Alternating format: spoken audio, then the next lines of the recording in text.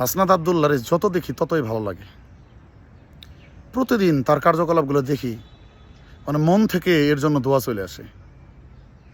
এই যে আমাদের বাংলাদেশে যারা বেদে সম্প্রদায়, এই বেদে সম্প্রদায়ের জীবনযাত্রা সম্পর্কে আমরা জানি। তারা অধিকাংশই মানে একটু নিম্নমানের জীবনযাত্রায় অভ্যস্ত।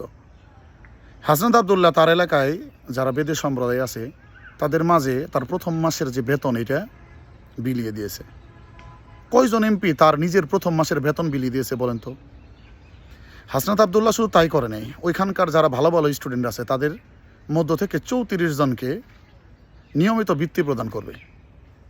এই যে ভালো কাজগুলো, জনকল্যাণমূলক কাজ, এই কাজগুলোর মধ্যেই তো একজন রাজনীতিবিদের সফলতা।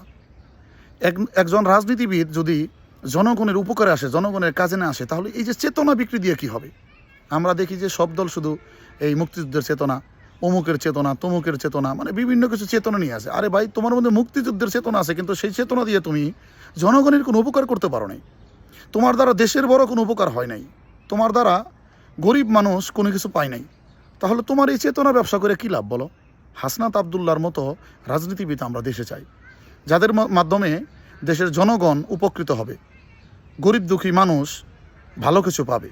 এই ধরনের রাজনীতিবিদদের দেখলেই মন থেকে দোয়া চলে আসে। হাসনাত আবদুল্লাহ, তুমি একদিন অনেক বড় হবে, অনেক বড় হবে ইনশাল্লাহ।